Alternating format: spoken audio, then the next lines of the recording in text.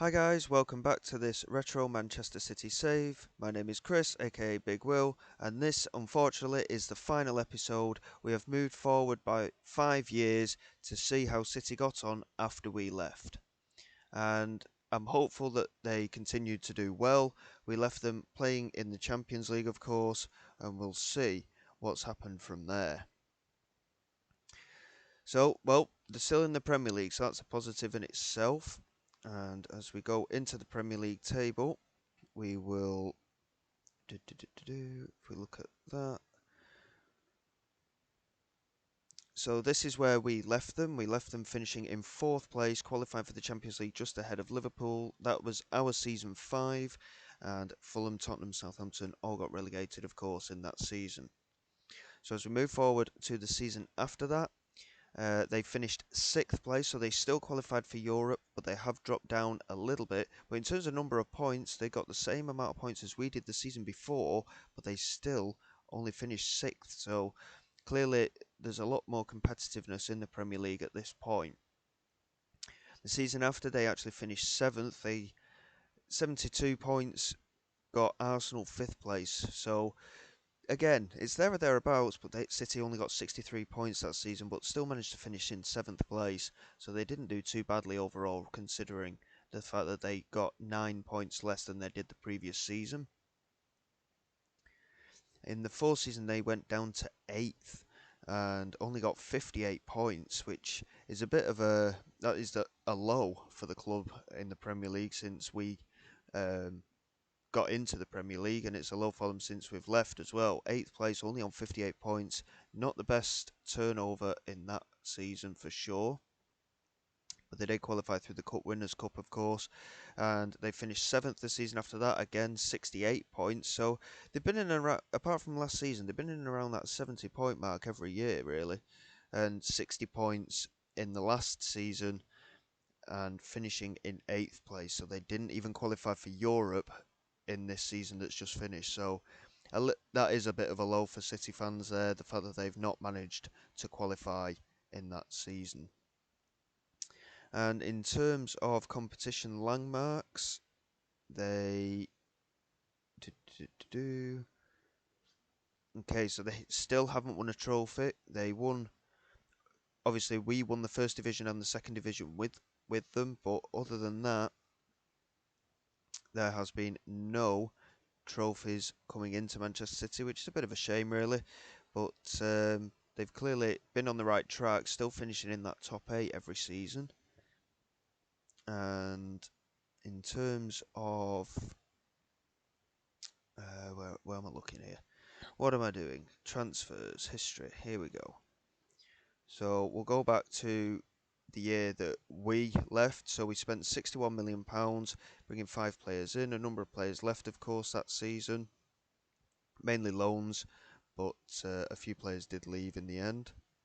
And as we move on to the next season, they clearly made some good signings. £74 million spent, and the highlight of that being Rushfeldt from Newcastle for 21.5 million, and Emile Mpenza for nearly 40 million from Marseille. He was a player that I was looking at the time, Emile Mpenza, but in the end, we didn't get round to signing him. But clearly, the season after we left, City obviously did, and hopefully he had a good career. There's a number of loan deals there.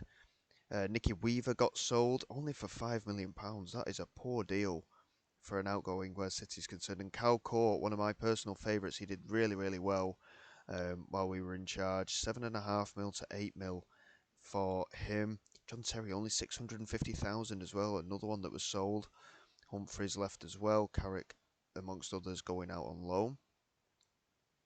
The season after that, again, a huge transfer spend. £113 million has been spent.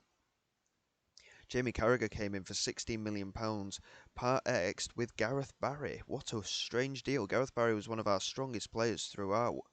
They brought in Lucas Castroman for £9 million there. It's another reasonably big signing, but then Tommaso Rocci came in, £10 million.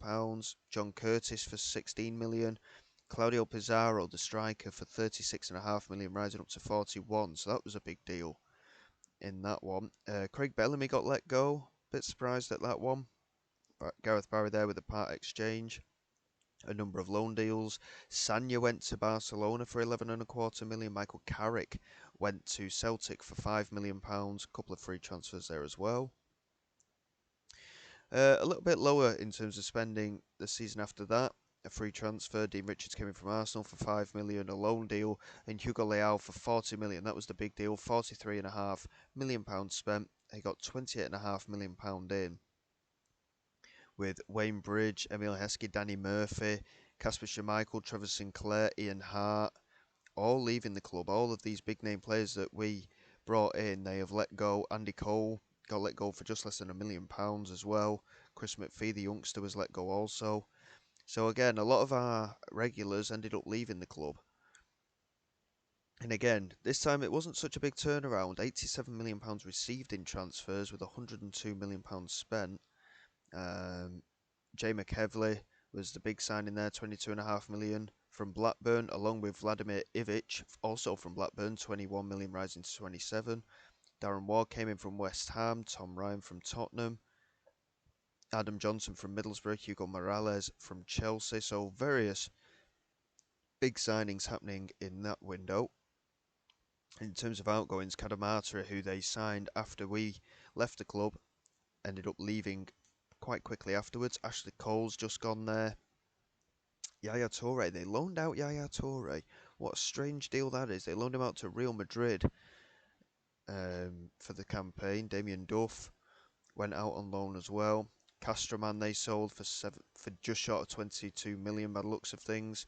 Jamie Carragher got sold. So again, a huge turnaround with some of these players. Mark Smith in the end got his move to Arsenal. He was certainly after that for quite some time. Magno Alves, I'm not sure who he is, but he went to West Ham. And in terms of last season, £67 million spent, £150 million received. So much better in terms of turnaround for that campaign. Libor Sionko came in, £16.75 million. Leighton Baines with a huge transfer fee, potentially rising to 59 million there. So they're the more recognisable ones there. Jay McKevley sold just after one season. Vivian Foe, he was sold. Brugink sold. Brugink was a free transfer, so 11.5 million for that sale was quite a good one. Jeffrey Lyons, £10 million received. John Curtis there, leaving at a loss as well.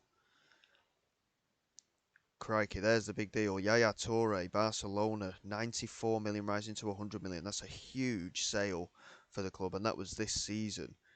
And I think that was, yeah, that was a January transfer as well. So they weakened themselves in the middle of the campaign, which I thought was a bit of a strange one. So in terms of actually looking at the squad now, there's not too many players left from the squad that we had. Felipe Caicedo played for City in real life. He's been signed up. He came in. Oh no, he's actually come through City's Youth Academy. I don't think he came through City's Youth Academy in real life, but he has come through nonetheless there. I mean, Lempenza played for City in real life. Rocky Pizarro. Adam Johnson there, again, played for Manchester City in real life, so that is a realistic signing as well from, I'm guessing he came in from Middlesbrough. Yes, he did. He came in from Middlesbrough. Libo Sionko, Damien Duff still at the club, albeit loaned out. The whole front side of the pitch has completely changed here. Frank Lampard has remained at the club, which is a nice little addition there. So glad that he's stayed, because they've got rid of pretty much everyone else assigned, which is a bit harsh in my opinion, considering how well we did. Phil Jagielka's still there though at centre back, so that's a bonus. But pretty much everybody else has gone. Kevin Sturelligard and Shay Given remain at the club, but in that first team squad, from what I can see, the two goalkeepers, Phil Jagielka, Frank Lampard, and Damien Duff are the only players that remain at the club. And even in terms of the under-21s, they're starting to get some very solid options through the youth academy, which are players that I grew up watching, of course, the likes of Daniel Sturridge, Ched Evans, Vladimir Weiss, Robert Mack. Greg Cunningham came through, Micah Richards, of course, Nader Manua, Kieran Trippier, of course, came through City's Youth Academy, Ben Mees there, Dedrick Boyata as well. And in terms of the under 18s, there's not too many players in there. I do recognise one or two of the names there, but not masses. Um, but yeah, in terms of the players that we signed and the squad that we created, there's 4 or 5 left at most. And considering how well we did with the team that we built, I'm a little bit disappointed to be honest. I thought a few more of the players would have left, would have been left in the squad, should I say? But unfortunately, it's not the case. But it has allowed some of the youth players to come through and get first team football. Stephen Ireland is in the first team squad now. Adam Johnson, of course, was a young player that was signed through. Felipe Caicedo came through the youth academy in game, so he is another good signing there as well. Leighton Baines, a strong signing. We were looking to try and get him on the cheap at one point, but it just didn't happen. And yeah, it's still a strong looking squad in my opinion. They've got a good variety in terms of age as well, so certainly a mix of youth and experience. But overall, like I say, a bit disappointed that they haven't got more of the players that I signed. But in terms of the way that they've been playing, solid performances really in the Premier League. They haven't won a trophy, so I won't be too fussed in looking into the Premier League. In terms of the Champions League, we'll just have a quick look to see who has been winning the tournament in the last few years. Juventus are actually in the final against Liverpool in this one. Here we go, past winners. So Bayern Munich have won the last two, and previous to that, Arsenal, Juventus. So Juventus have won it in the time since we left, and the year that we, uh, we were knocked out by FC Porto, they actually finished as runners-up to Barcelona as well. So I don't feel quite as bad about being knocked out by the Portuguese side anymore. In terms of the UEFA Cup, let's have a look at this one and see.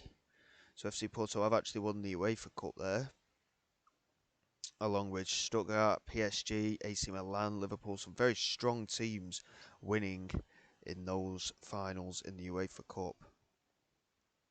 Well, guys, to wrap it up, we've done really, really well with Manchester City. Clearly, our spell in charge is the highlight of their seasons. They've done really well to keep a reasonably good squad, and they are still challenging for European places, but they haven't reached the heights of that Champions League spot since we left the club. So it makes me feel like I've done a really good job with them, but at the same time, I'm still disappointed that they let go of so many of the key players.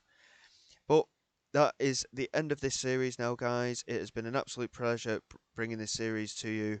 It's been really enjoyable, albeit very stressful at times. Thank you very much for your support. Please like and subscribe to the channel. All your support is greatly appreciated, and I will see you all next time. This is Big Will, signing away.